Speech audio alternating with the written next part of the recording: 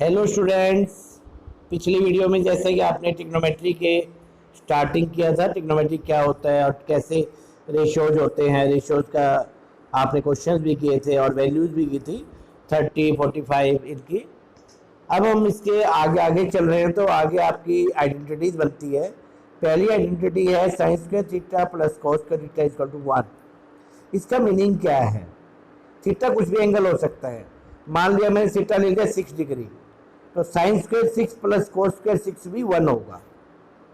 Sine square 81 plus cos square 81 होगा, तब भी वो उसकी वैल्यू 1 ही होगी। तो ये आपको मल्टीपल चॉइस क्वेश्चन में भी पूछा जा सकता है, what is the value of, मान लिया मैं क्वेश्चन दे रहा हूं, what is value of sine square 10 plus cos square 10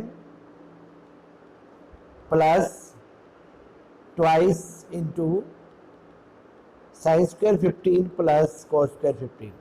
कोई आपको कहे इसकी वैल्यू कितनी आएगी, तो आपको क्या करना है, इसकी वैल्यू कितनी आपको पता है 1, ये 2 आपका है, ये इंटू में 1 कितना हो गया आपका 3 आ गया।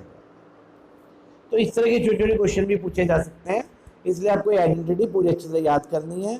Sign square theta plus cos square theta equal to 1। इसी से आप आइडेंटिटी दूसरी बना लेते हैं। आपने कोस स्क्वायर को उस साइड ले आए तो आपकी दूसरी बन गई। उसी से एक आइडेंटिटी और बना सकते हैं, cos square theta equal to 1 minus sine square theta. ये आपकी पहली आइडेंटिटी से आपकी 3 आइडेंटिटी बन गई है, तो ये आपको इस तरह से याद करना है।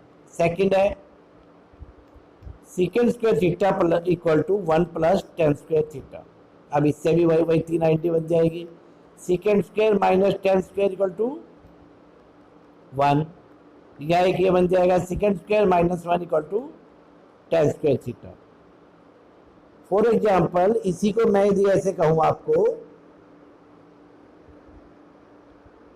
Second square theta 9 minus tan square theta की वैल्यू क्या होगी, तो ये क्या हो गया, ये आपको पता 1 होता है, तो 9 इंटू 1 9। तो एक आपकी थर्ड आइडेंटिटी बनती है cosec square theta equal to 1 plus cos square theta. तो ये आपकी उसी आइडेंटिटी का ही रूप है।